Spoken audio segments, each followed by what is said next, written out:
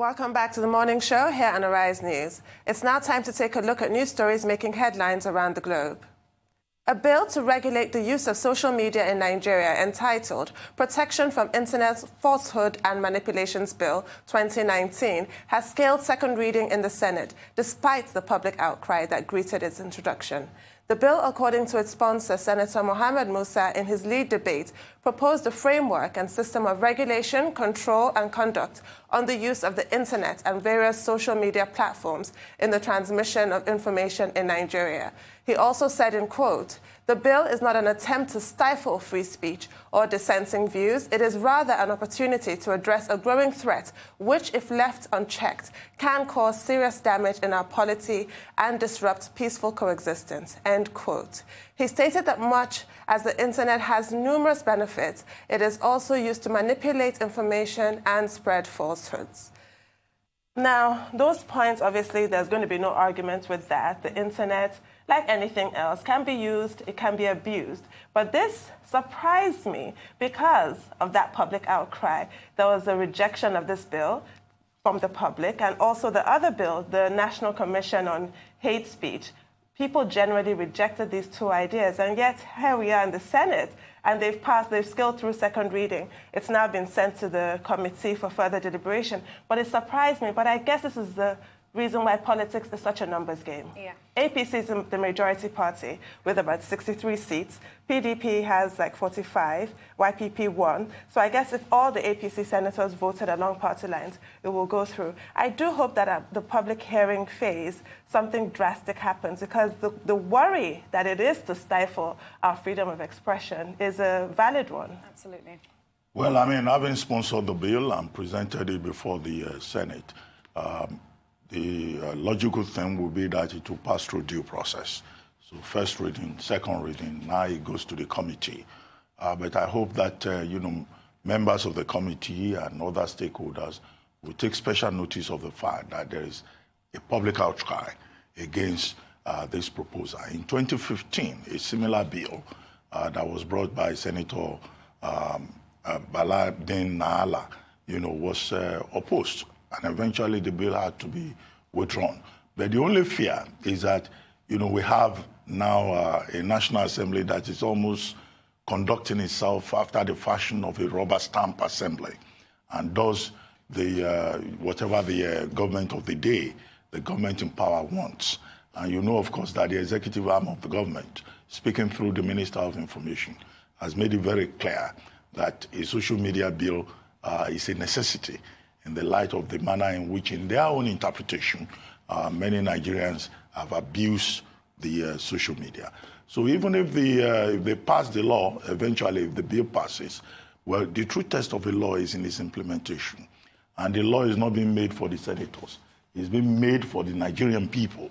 And if the Nigerian people oppose it, and if at the public hearing, stakeholders insist that they do not want this particular piece of legislation, and that what we have, the extant law, guiding freedom of expression, the right of persons not to be defamed, and platforms not to be abused, if they insist that those existing laws are adequate, then of course the Senate or the National Assembly cannot just on its own unilaterally impose an unacceptable piece of legislation on the Nigerian people. But once it's the law of the land, it is. And at second reading, many bills actually end up getting shot down in flames.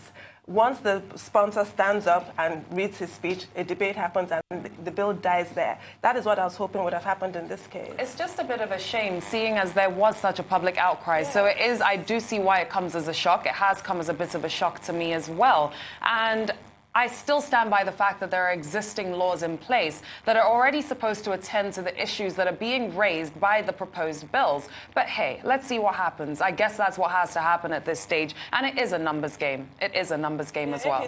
But you raise a really interesting point. So that means, Dr. Abate, are you not convinced by the claim that it's the individual senators who are sponsoring these bills? Are you not convinced that Niger State, because these two senators are from Niger State, is all of a sudden a hotbed of false information and fake news, and these senators are compelled by an inner conviction to clamp down? Or you think there's another hand yesterday I had asked Senator Abdullahi that, you know, what we're dealing with here, is it a case of the hand of Esau and the voice of Jacob? We insisted it's his own conviction, you know, but I think that there's an attempt to game Nigerians. The executive talks about the need for social media bill, but, you know, they are members of the APC.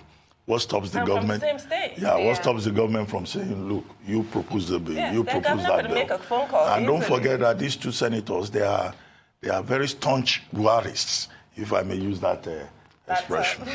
Before the 2019 election, Senator Abdullahi in particular was on record as saying, forget it, Buhari is coming back. And it happened. Absolutely. Well, we hope that the committee does what they really ought to do.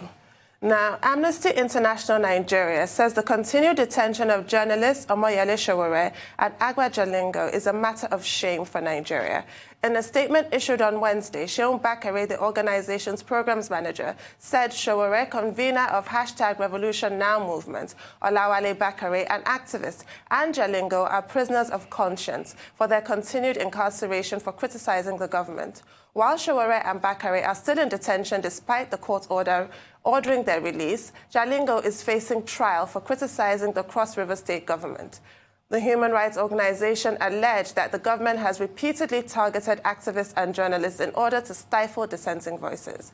It asked the federal government to drop all charges against the detained journalists and proceed to release them with immediate effect. Now, all this is doing is further building on the legend of Omoyele Sowore, if I may use that term, and making him a hero. If I were the government at this point, enough is enough. It's gone far. Just release him. Because the next thing that's going to happen is that other international organizations will pick up on this, prisoner of conscience. It has such a evocative, emotive ring to it, and really make him into this huge cause celeb and further embarrass the country. He should just be released at this point. Well, the Department of State Services, the DSS, continues to insist that the sureties should come forward, you know, to be properly documented.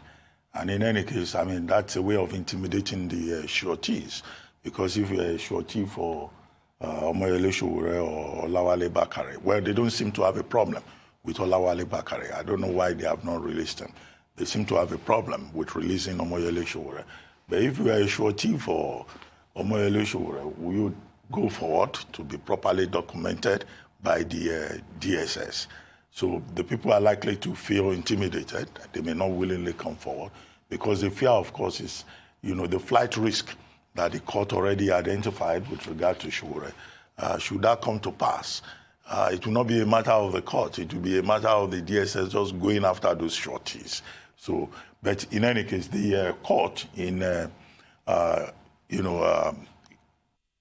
giving the bail, granting the bail, did not say that the sureties should be documented by any other agency of state.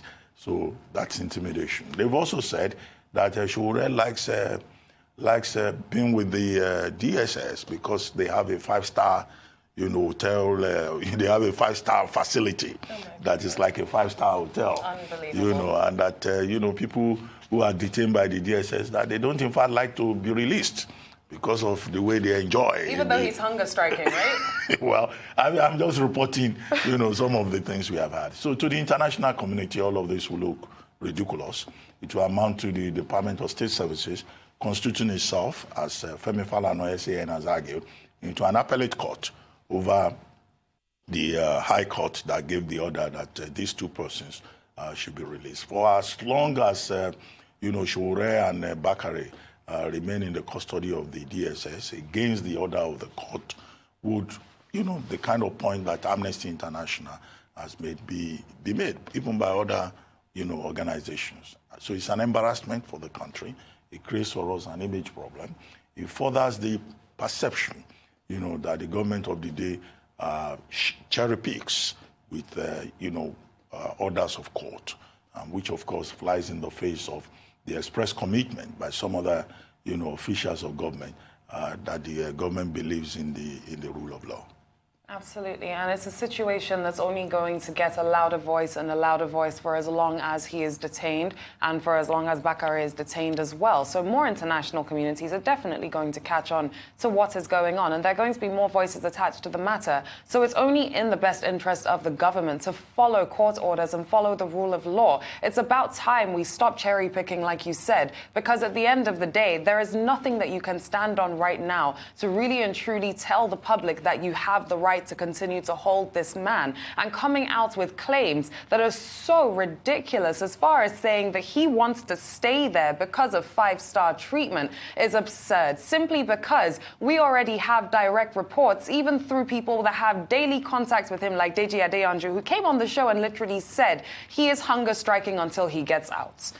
So what is that? Yeah, it's absolutely better to be free even in a barn than the most gilded cage. Honestly. Well, that's all on the news headlines.